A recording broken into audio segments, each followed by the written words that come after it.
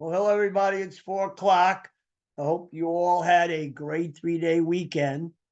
This week, we'll be looking at the last chapter of Unit 2, which means we also have a test. Now, I've sent out the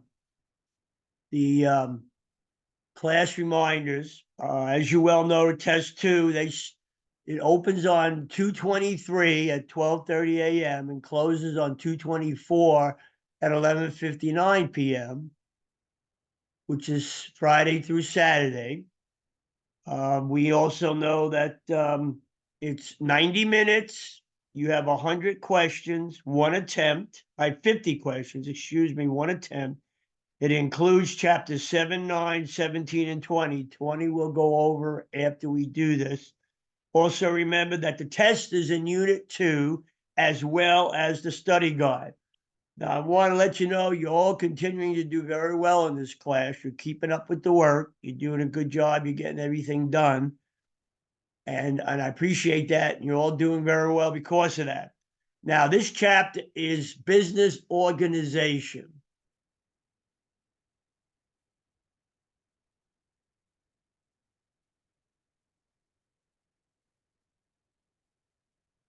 Now, when we make a decision to organize a business, it's important to realize there's both financial constraints as well as operational constraints on how you take care of taxes and how you operate the business depending on the form you take. Now, the business forms are generally structured as sole proprietorship, partnership, corporation, or a limited liability corporation company, which most people know as an LLC. Now, there are slight different variations above this, but pretty much all of the states in the United States kind of apply to the same type of understanding of what they represent. Now, sole proprietorship, that's a business you choose to own and operate by yourself, one person. Now, the advantage of that is extremely easy to form. You can open a business in a day or day and a half. You, as the owner, has complete authority within the boundaries of what's legal. As the owner, you will be allowed to be as creative as you want to be. All the profits flow directly to you as the owner, and it's easy to dissolve the business if necessary. Now, the disadvantages of a sole proprietor is you as the owner has unlimited liability. In other words, you are responsible for every contract and everything that you buy, your responsibility to pay it off. Your assets, therefore, are at risk, and it's difficult to raise money to finance business operations when you're a sole proprietor. You as an operator pays income at your personal tax rate. And sometime in this year, because it was held up in 2023, that might actually change for the better for you.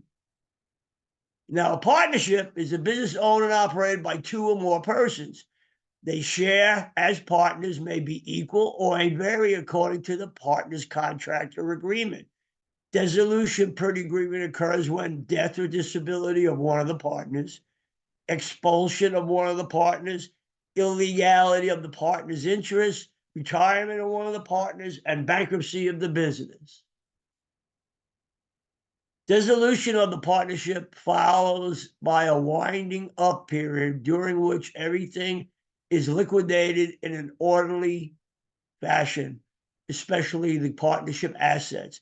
Now, joint ventures are different. Individuals can become partners for a short period of time on a single project or a project with another company. The Uniform Partnership Act governs partnerships and has been adopted by all major states. So that's what's used in relationship to the partnership. Partnership advantages: each partner has a right to share in the profits of the business. Each individual partner is responsible for paying income tax on those profits and deducting their losses. Each partner has a right to share in the firm's assets. All business assets are owned jointly by all partners. It's easy to form, and the owners have complete authority for running the business, just like a sole proprietor. Partnership disadvantages: each partner has unlimited liability, just as in the sole proprietorship. Partners have joint and severable liability. In other words, if one of your partners does something, you're responsible for that as well. Partners also may disagree on how businesses should be run, and certain differing tax laws, either federal or state. And of course, many states have a special form of corporate form for partnerships. Example: Petrillo and Patel co-own a bakery as equal general partners. Petrillo was responsible for sidewalk in front of the store. Petrillo failed to remove the ice from the sidewalk. A pedestrian slipped and injured her leg. Pedestrian sued only Patel. Patel was held liable to the pedestrian, but can recoup the losses by suing Petrillo, the other partner. This illustrates the risk of partnerships and why it's very important to have liability insurance.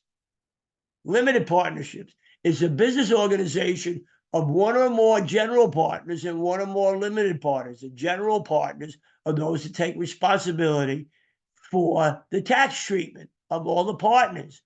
They're the ones that are required. The limited partnerships, however, receive special tax treatment as partners. The authority, the dissolution, and conditions are governed by the limited partnership agreement. Limited partnerships advantages. Personal liability is limited to each participant investment in the business. As a limited partnership, you can only lose what you put in. The disadvantage is each partner may not be able to participate in the overall management of the business. Only the general partners are allowed to do that. Limited liability partnerships. One of the words, the L, limited liability partnerships. A limited liability partnership is a type of partnership used by professionals in businesses together. Generally, in an LLP, all partners have limited liability for other partners' negligence. Common LLPs are law firms, accounting firms, and medical practices. Corporation is a business formed by a separate legal entity. It could be quasi-personal or fictitious. Individual may start a corporation by applying for the charter for any one of the 50 states they choose to incorporate. Corporations are fictitious persons owned by the shareholders who purchase the stock to invest in the corporation. Articles of corporation list general powers of the corporation. The bylaws provide rules for meetings and specific powers of corporate officers, meetings, how they're run, and other management acts. Quorum required by legal action to be taken at a meeting is normally 50% of the vote. Corporation is considered to be a legal person. Corporations have similar constitutional rights to those granted to individuals. Corporations may be required to have a corporate seal and a special tax identification number.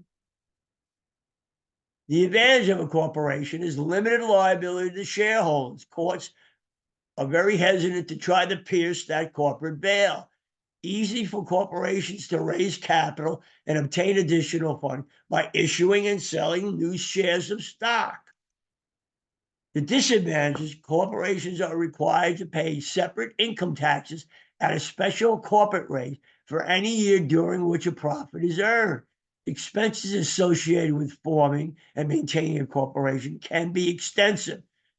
Control impacted by the shareholders. They may want to fight something that you're doing. And of course, being a public corporation requires certain public disclosures and reporting. Subtract the S corporation. Corporations form allowed the advantage of being taxed as a partnership or an individual. Company must comply with certain tax regulations which are unique.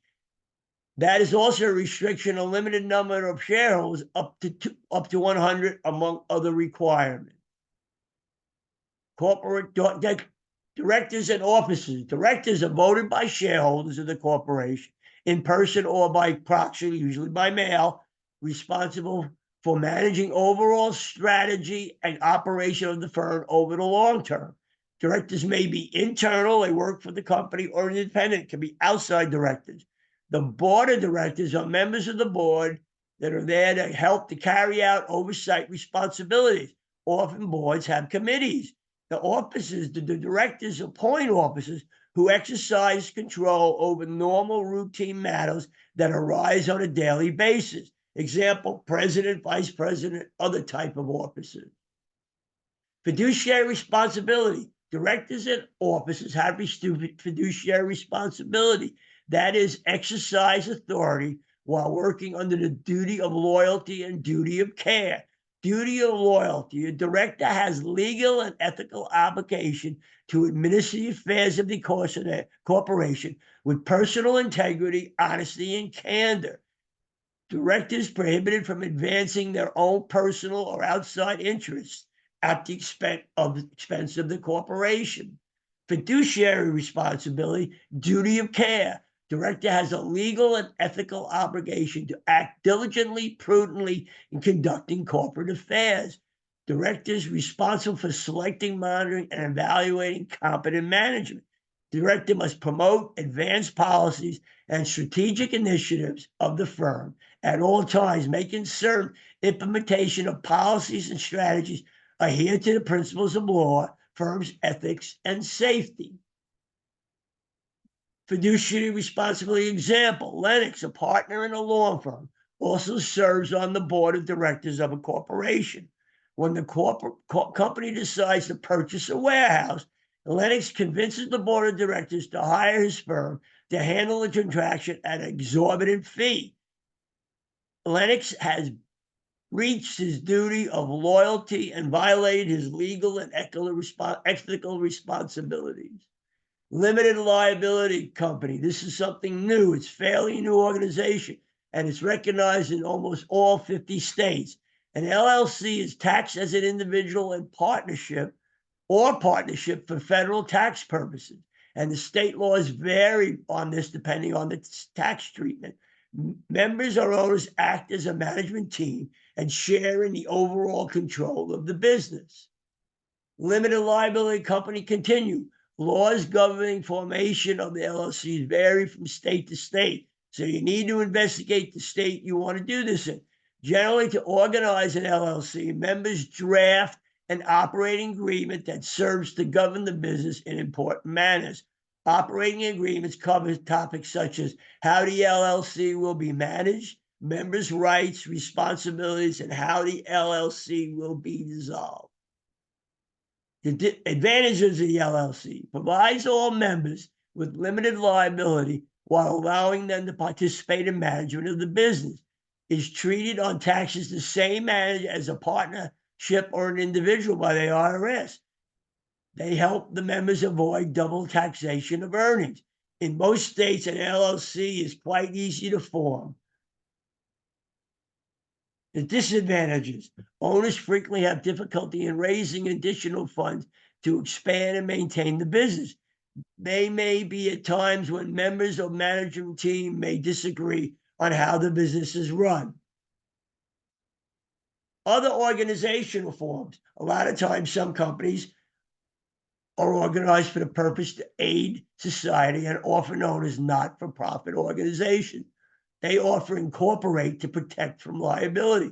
Examples: charitable organizations, religious organizations, political parties, labor unions, social clubs, and universities.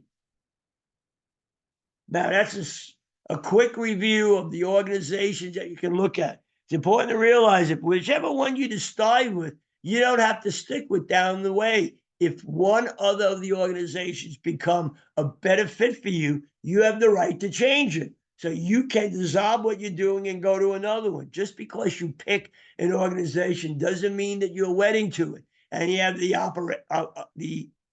ability to, if growth and other aspects of the business change to another type of one.